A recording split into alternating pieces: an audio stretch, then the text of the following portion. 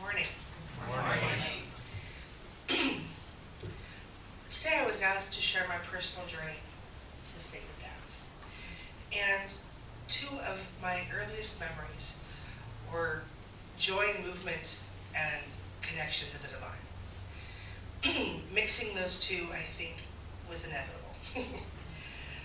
But very luckily for me, I was raised in a household with lots of love, laughter, and music, but very little religious instruction. And so I was allowed to explore what I needed to find in this world. My spiritual path began on the swing set in first grade. As I was swinging higher and higher into the air, my little white shoes against the dark gray sky. Do you exist? Can I touch you with my toes? Do you really live in the clouds?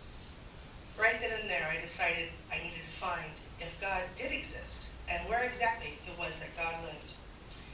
I began asking my friends about their religions. And did they enjoy them? Did they have fun? What did they do at church? And if it seemed like something that I might enjoy, I'd ask if I could join.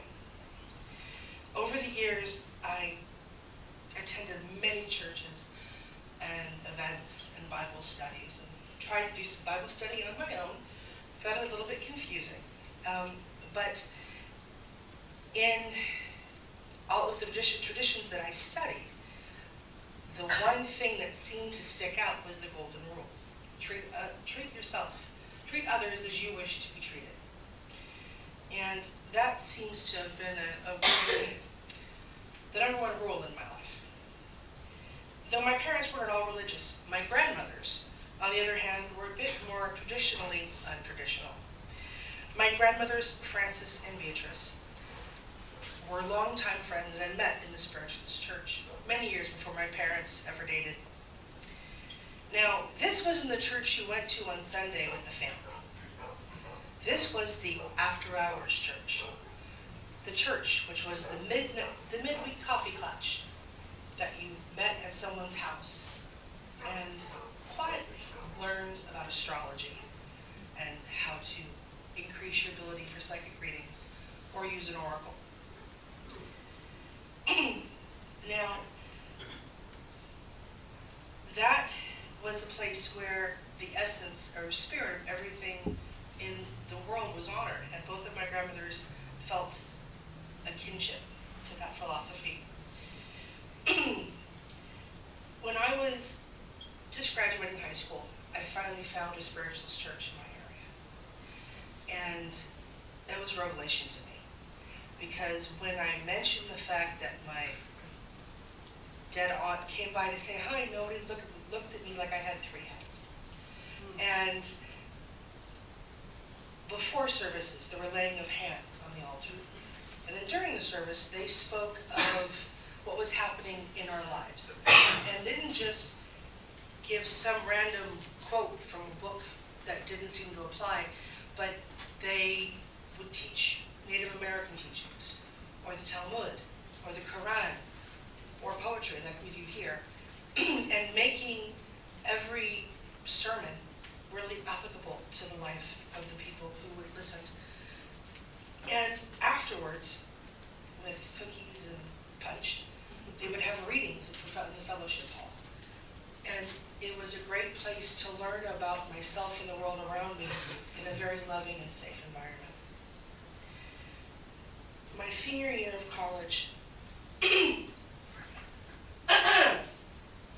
my senior year of college, the Rodney King riots happened in LA. And it became very clear to me that that was no longer the place I wanted to be. My heart was called to Sonoma Valley, Northern California. And when I went into meditation, I could see myself dancing in the sun, laughing and joyful. But I wasn't sure how to get to that place. But somehow I knew, once I got to Sonoma, I was going to find a family of women that would train me and help me become the woman I was supposed to be. When I got to Northern California, after I graduated with my degree in psychology, thank you.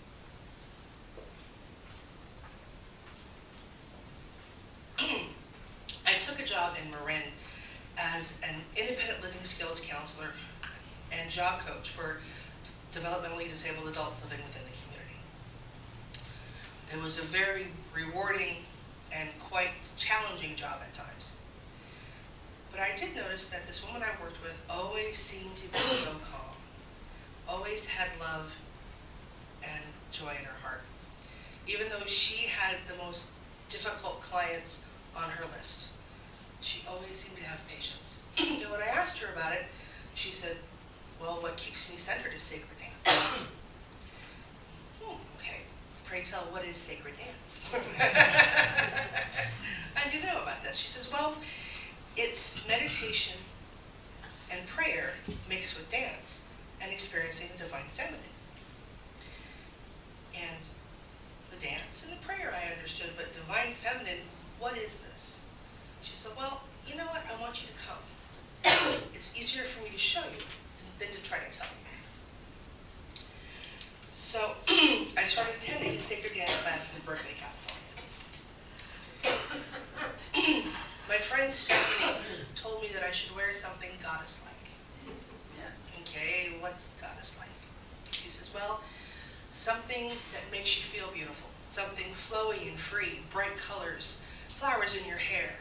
Who knows, maybe bells on your hips so they jingle when you dance. Okay. She goes, and make sure you have to bring something for the altar. I'm all, altar? What's that? She says, oh, well, it's a place where we put things that are precious to us. And then during the ritual, the energy that we build is imbued into these objects. And you take it home and you can share the blessings at home. Okay, simple enough. I went ahead and did that.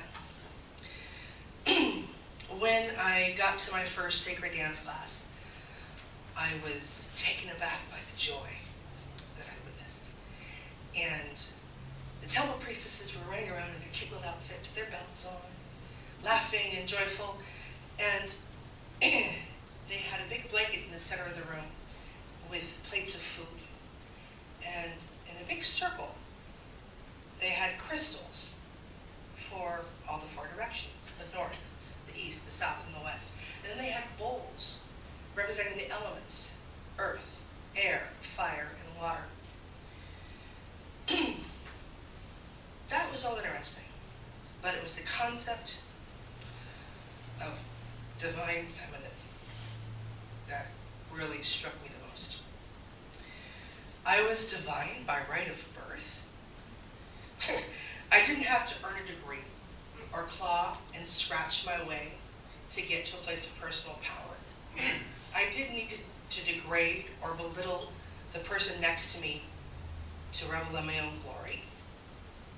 What a concept. I had to laugh when I realized that my previous concept of feminine power meant to have a bigger penis than the man next to me. It was a revelation to know that I was okay and I was good enough for the simple fact of having been born.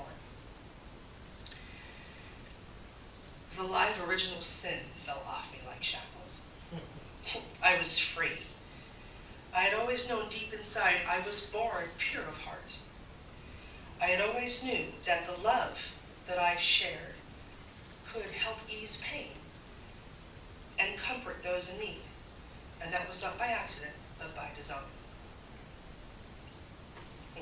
I love sacred dance. And it was very easy for me to start taking classes and exploring this. And it was very easy also for me to transition into Tara dance because a lot of these wonderful women that I was dancing with already all belonged to this club, and I had to find out what it was.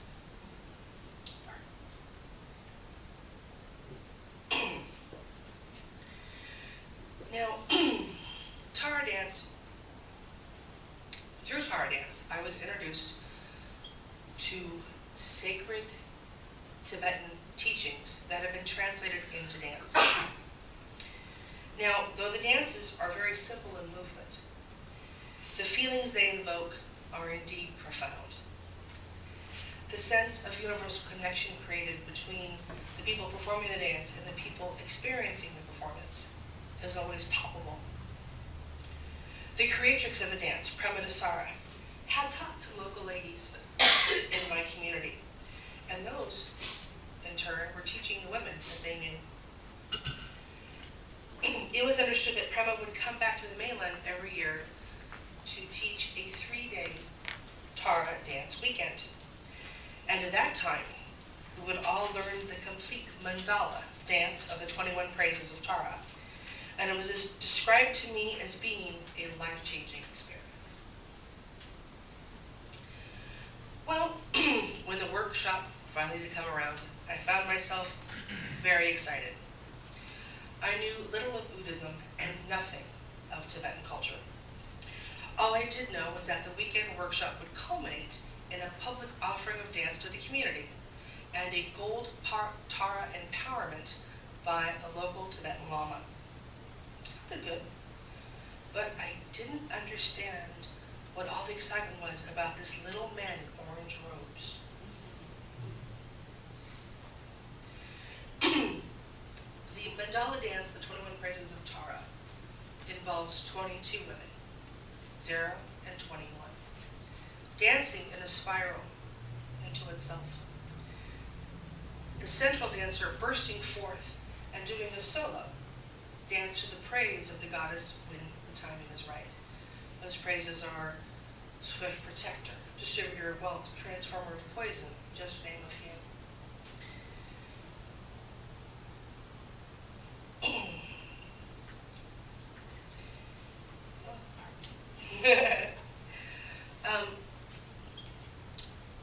When we have many dancers, oftentimes we will have to the side of each side of the mandala protectors.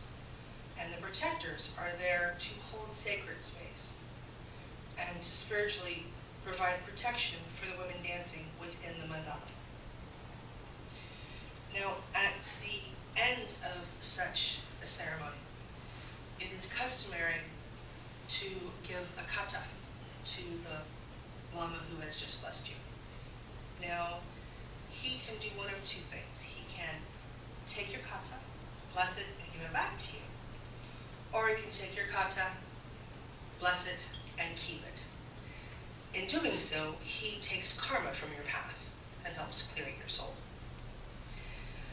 Well, when it came my time to get in line, I looked down at my little soap scarf and realized that was my last $7.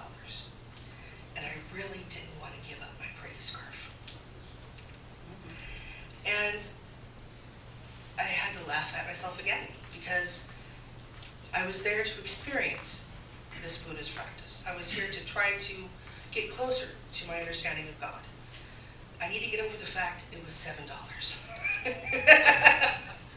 And so I got in line and presented myself before the Lama, Lama Kunga Rinpoche. As I kneeled on the floor in front of him, he took my kata and blessed 3 grains of rice and handed them back to me. I was filled with such a sense of love and joy, I didn't know what to do. I was dumbstruck. And he blessed my kata, gave it back to me, touched my cheek and said, "Sweetheart, you need to move now, people are waiting."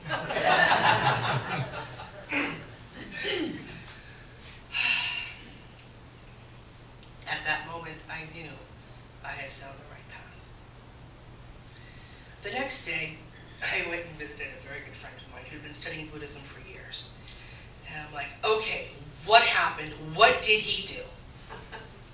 He didn't even, what? And she's all, he didn't do anything. And she laughed at me. I'm all, he had to. She says, no, he didn't. He has been studying for years, and he has become the embodiment of love and compassion. And when you sat in his presence, the love and compassion within you merely bubbled up to his level. All I did was show you the love and compassion that you already have within. Okay, I like this. I like this. Well, it has been 22 years since that moment has happened.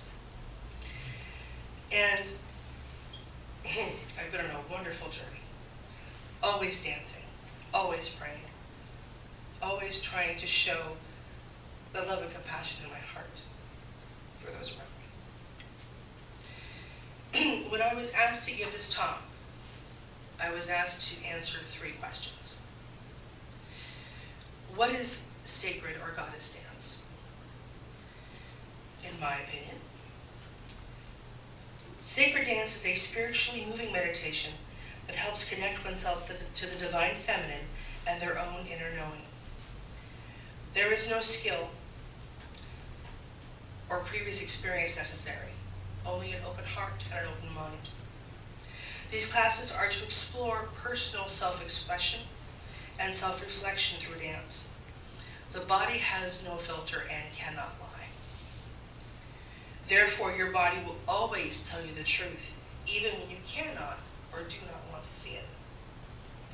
Sacred dance is an excellent way to start and then maintain that conversation for people, allowing them to live happier, more connected, and fulfilling lives. The second question was, what does sacred dance do for me physically and spiritually? Physically, sacred dance grounds me within my body. There are times in life that are truly too painful to stay in one's body when you have a choice to flit about the universe. It allows me to stay on this plane of existence and deal with my stuff. Spiritually, it allows me to connect to the mother, to spirit, to feel that glorious and blissful connection.